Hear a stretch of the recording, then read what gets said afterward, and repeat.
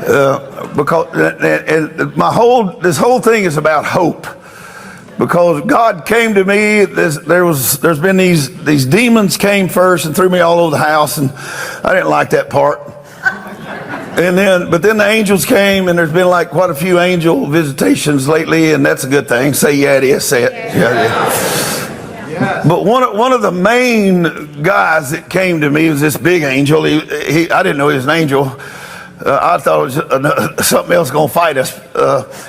I was asleep, and this thing come and got me by the hand and took me somewhere, which I don't know where I was at. It smelled like home, which is Mexico. The smell of the jungle was there, and we was in this facility, probably this size or a little bigger, and it was just full of people from lots of different nations and continents.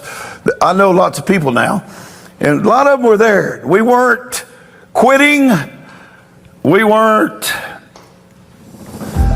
We wasn't there. We was there to figure out a plan on how to go forward, and some of us were tired.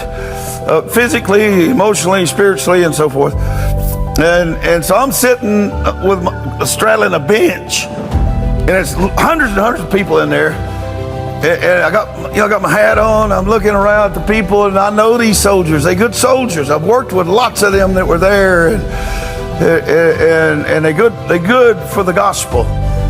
And so then this thing walked in the back. It was big. Now this thing walked in, and I've never seen something like it. So I'm watching him close because he doesn't look evil.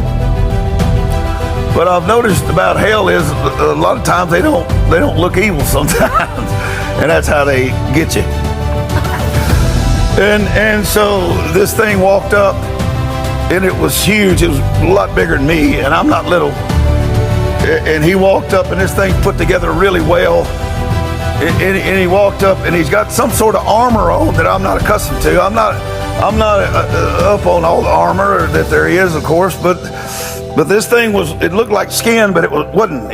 He was underneath it, and it was all over him.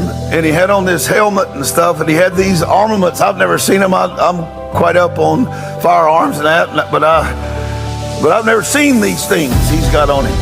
And so he rolled up on me. He's a big old boy. He looked down at me. I said, who are you? What are you doing? Who are you? He said, the Father sent me. I said, that's awesome. What are you here for?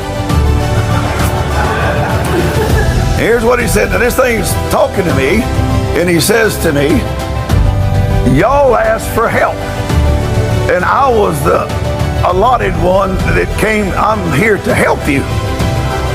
I said, okay, well, you're welcome, but seems to me like you're in the wrong spot, because in here we're all soldiers and we're good. Won't you get out there and kill something? Go out there and make things better for me, make my job easier.